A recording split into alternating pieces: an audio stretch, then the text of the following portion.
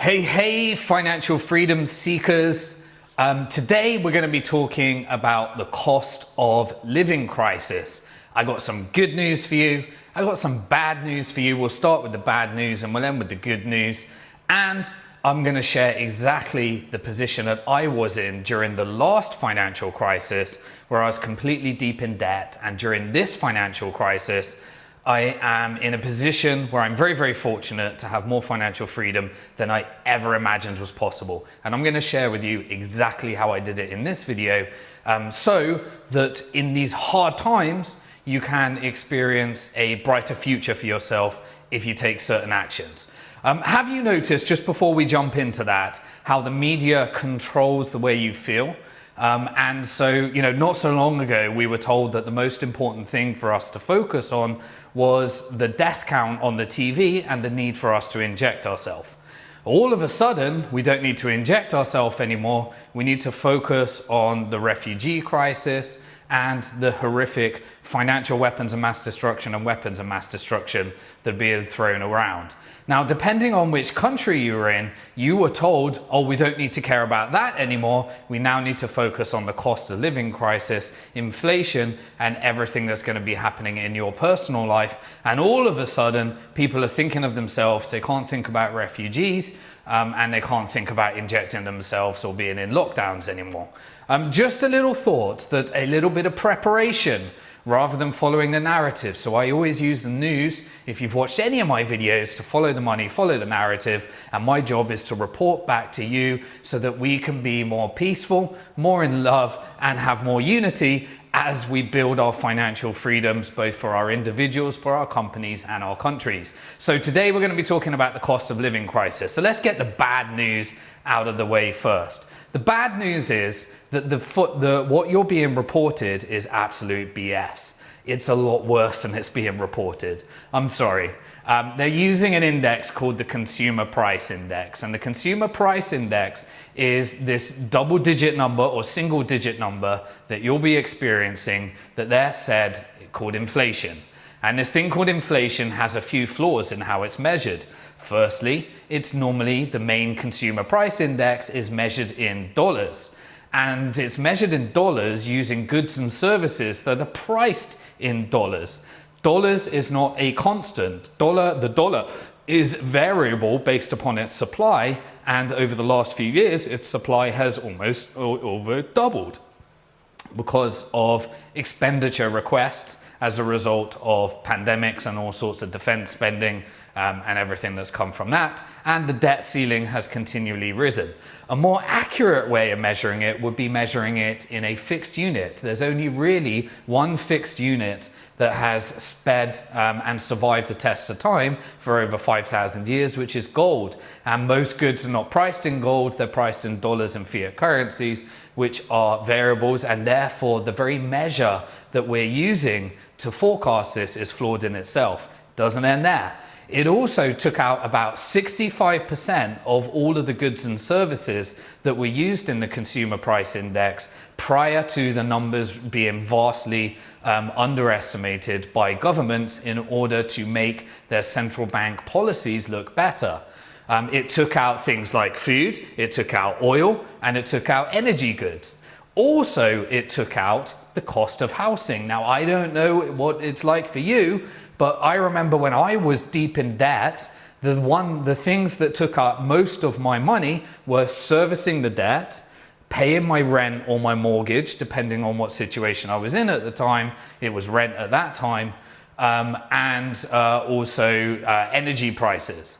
And so none of that is really factored into a great degree of accuracy into the Consumer Price Index. Now, they have to report the headline figures, but the real figures are a lot worse. It's why you are feeling this a lot worse than the numbers that are being reported on the media. So that's the first thing. That is the bad news. The good news is that this is not necessarily your fault. So you may be thinking that you may be looking back at your actions and looking back at reckless spending decisions and saying to myself, why didn't I save for a better future? That's a great question. And it was the same question that I asked when I was deep over £100,000, approximately $150,000 in debt, trying to build a business during a crisis moment. When bills were coming in faster than I could pay, and I was burying my head in the sand trying to ignore it during a crisis mode and trying to build something of value. So the reality is that this was completely baked into the system. If you're not familiar with my work and the YouTube subscribers are going up, subscribe to this channel, by the way. If you like this, hit the like button, share it with anyone you think it would help. We've gone from about 6,000 subscribers to 77,000 subscribers, and I'll continue to start creating content on the future of money so that we can manage the change ahead. But anyway, when I was approximately 2011, I uploaded a video to YouTube from a presentation I gave in 2009 called The Great Depression of the 2020s. And in that video, I shared the engineering of the financial system. The quality is awful back then, but I shared the engineering of the financial system. And I started implementing exactly what I'm going to share with you today, which completely changed the future decade and my readiness for the future crisis. So that's the good news. I shared that this is actually built into the system. And so if you are deep in debt right now and you are experiencing a cost of living crisis, it's 100% predictable, guaranteed, and was actually baked into the way that our monetary system works. And because politicians have a 4-year cycle, they don't want to fix it, and we keep fixing the problem with the cause of the problem. After 2009, I tried to share with as many people that would listen on this channel some of the challenges that it would cause, and rather than listening to fixing the system, governments all around the world decided to fix the problem with the cause of the problem and repackage that debt. Now, let's have a quick look at the rules of money without getting too geeky so that you can understand what comes next so you can prepare for what comes next. The first thing is the rules of money. The way that money works is that the more money you want in an economy, in order to grow an economy, because money is created as debt by banks, you have to have more debt.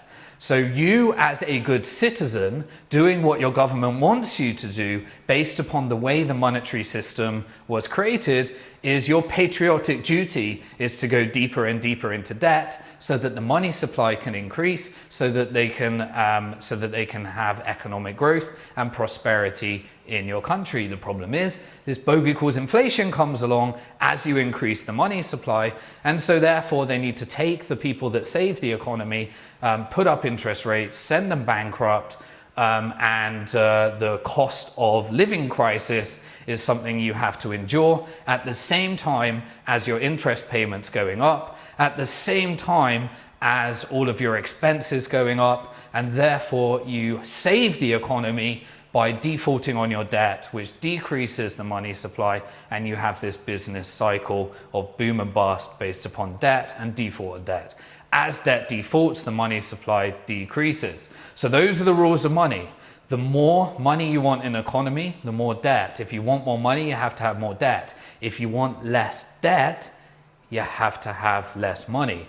Why would you want less debt? To try and control the cost of living crisis. So those are the rules of money. This is baked into the system, and the good news is that you just need to understand the rules that govern money in order to figure out how to get yourself ahead of the system. So here's the good news. The good news is that even though this is baked into the system, once you understand the system, you can understand the rules and you can get yourself on the right side of this.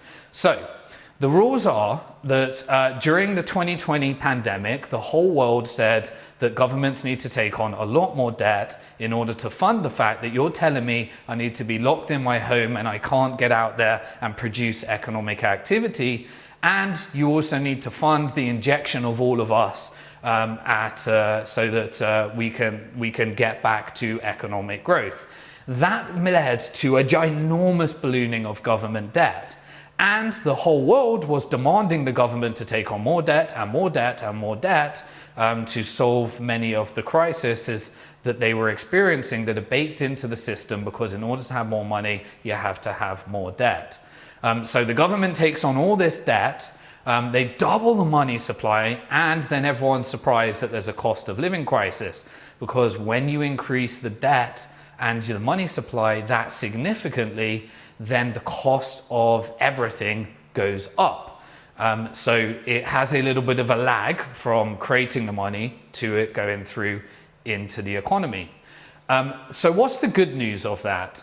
Well, the good news is that if you are deep in debt and you played the rules of the financial system and you did your patriotic duty getting deep in debt in order to stimulate the economy, your debt's going to be worth a lot less in the future, because the more and more they increase the money supply, the lower value your savings get. And if you're not a saver and you took on debt, then the amount that you need to repay in the future becomes worth less and less and less in relative terms. Now, if you are a pensioner or a saver, or you did what you thought was right and you saved it all, let's make a quick distinction here between currency and money. Currency is what the governments are creating. It's what they doubled the supply of in 2020 in order to fund all of these crises, and it's what you are measuring your cost of living crisis in right now. Money is something that has a fixed supply. So the average fiat currency has essentially become completely digital and backed by debt. On average, between 1960 and 2020, this is before the ginormous printing, was being increased at a rate of 29%. So the money supply across lots and lots of different fiat currencies, I think about 129 fiat currencies, was growing at an average of 29%. So that means your savings were decreasing in value if you were saving in fiat currencies. But it meant that the value of your debt that you needed to repay was going down at approximately 29% per year across all of the different fiat currencies. Now, those that were saving it in gold, the reason that the price of gold goes up is that it only increases its supply at approximately 1 to 2% per year. It's why that it has maintained its value over the last 5,000 years. How does gold is mined out of the ground. There is a scarce supply, but as the price of gold goes up, more investment goes into mining and finding more gold, and so therefore you get about a 1 to 2% increase per annum. On the flip side, something like Bitcoin, the supply of new Bitcoins decreases and is fixed into the future. 19 million of them have already been created, and there will only ever be 21 million of them. And therefore, in order to purchase a scarce good, you have to pay a higher price if the demand increases. And therefore, that is a form of money. So money becomes what I call either a store of value like gold or a speculative store of value like Bitcoin. One preserves your wealth, fiat currency decreases your wealth, and Bitcoin historically has increased your wealth over time if you have a long time preference. The tragedy is that everybody trades it. Why? Because they're in a cost of living crisis. They're trying to get rich quick because they're trying to find the fixed short-term solution. And so now we can move into understanding where it is. So the good news is that your debt will be worth less in the future. The other bad but also good news when you understand the rules, bad news because most people won't watch these videos, understand the rules, and will get themselves on the wrong side of this, is that one of the inevitable, predictable, and guaranteed results of the current system is that the government will always have to increase their debt in order to increase the money, in order to prevent recessions. And eventually you can end up in a disastrous scenario. And I'm not saying, and I hope this doesn't happen in your country, but if they don't reform, you end up in hyperinflation, which means that everything that you saved in currency is destroyed, as many countries are experiencing at the moment, based upon increasing the supply too much. The good news is that I do believe that if we end up in such an environment, it will lead to a 2007 financial crisis moment. And this time, governments have been working on tools to allow banks to go bust so that you don't need to bail them out, they don't need to bail in, and you don't need to lose your money, which is central bank digital currencies.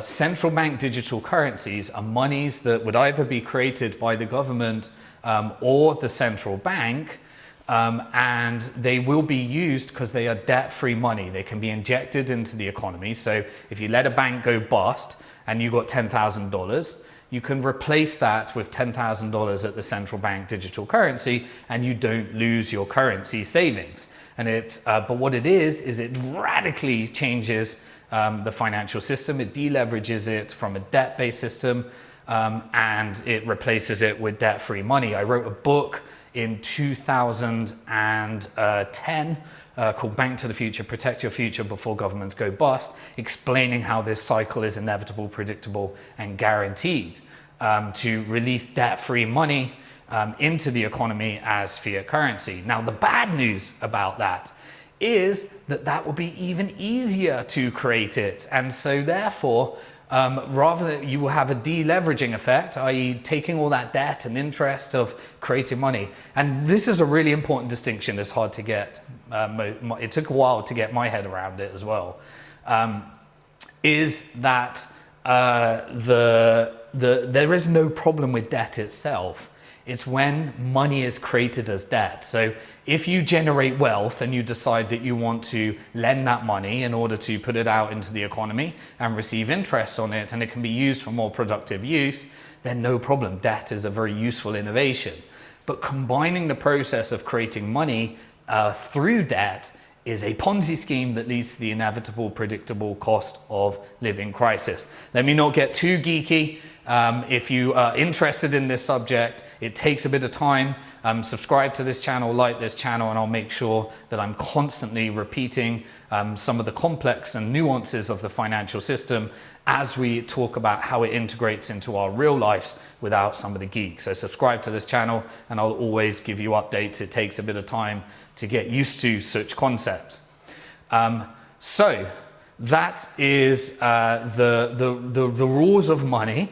Is that your debt will be worth less in the future. So if you're deep in debt, it's just going to mean you're going to be repaying more in the future.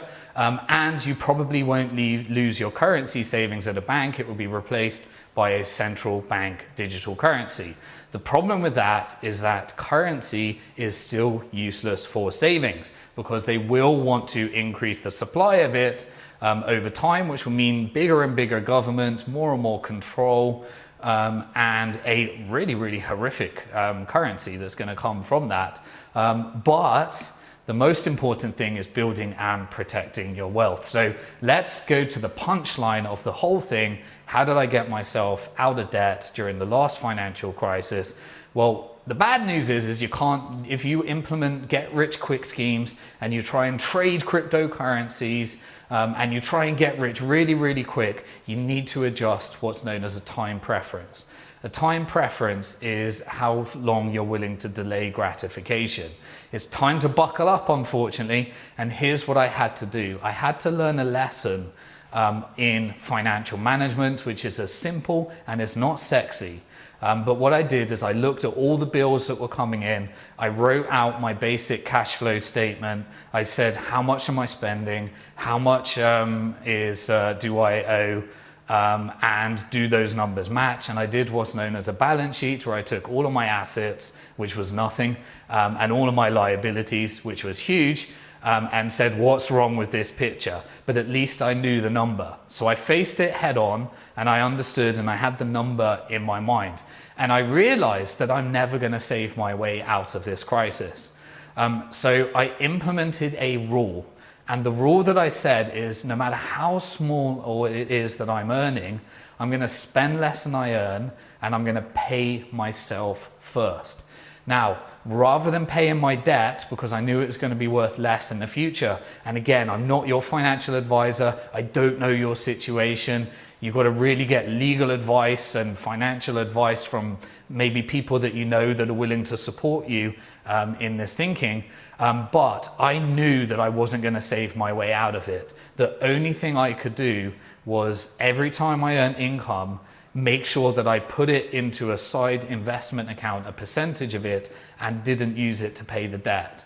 Anything that was left over I could use to pay the debt, but I still to this day did not eat into that investment account.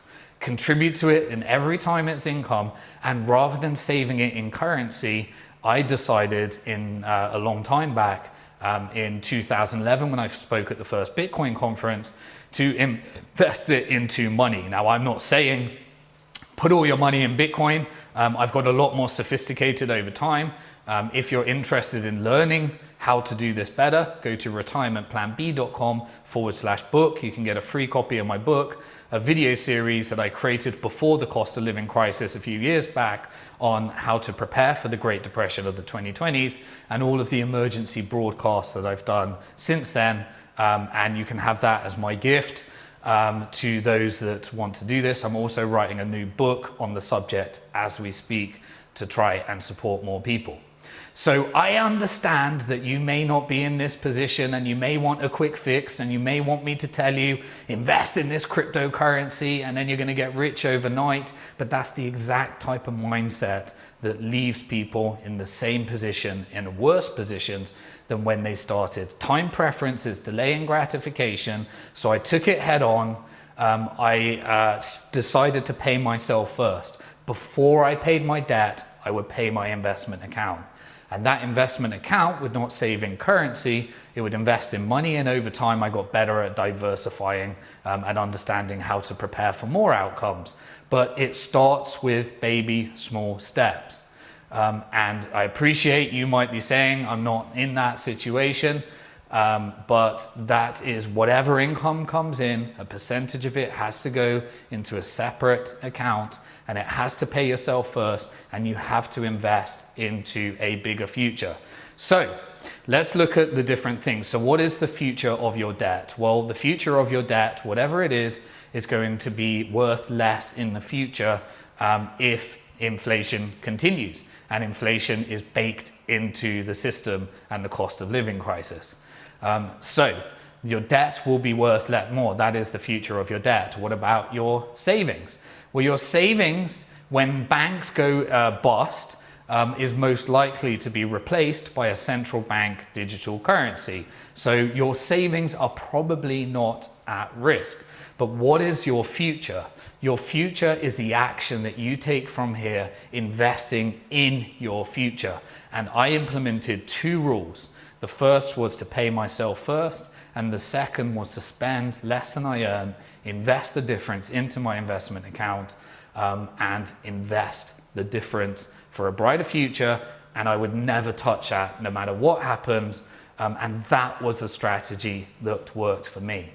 Now, as I said, I appreciate that some people are just not even in a country where that can even be feasible based upon the actions of your governments, or you're even at the moment in war, just basically looking for survival.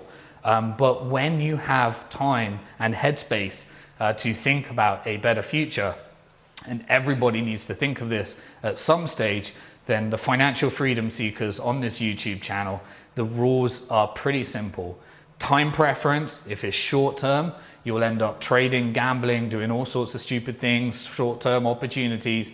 And I think about 80% of national lottery winners end up in the same financial position that they were in 3 years after winning the lottery, because they just didn't learn the lessons. Adjust your time preference, put in more time for a brighter future. Your debt's probably going to be worth less in the future. Pay yourself first. Your savings at a bank are probably going to be replaced by a central bank digital currency when we enter into financial crisis, but you need to look after your future and nobody else. Pay yourself first, spend less than you earn, invest the difference, and just keep chipping away at that. Don't save it in currency. Save it in money and other asset classes as you start to learn, improve, and grow.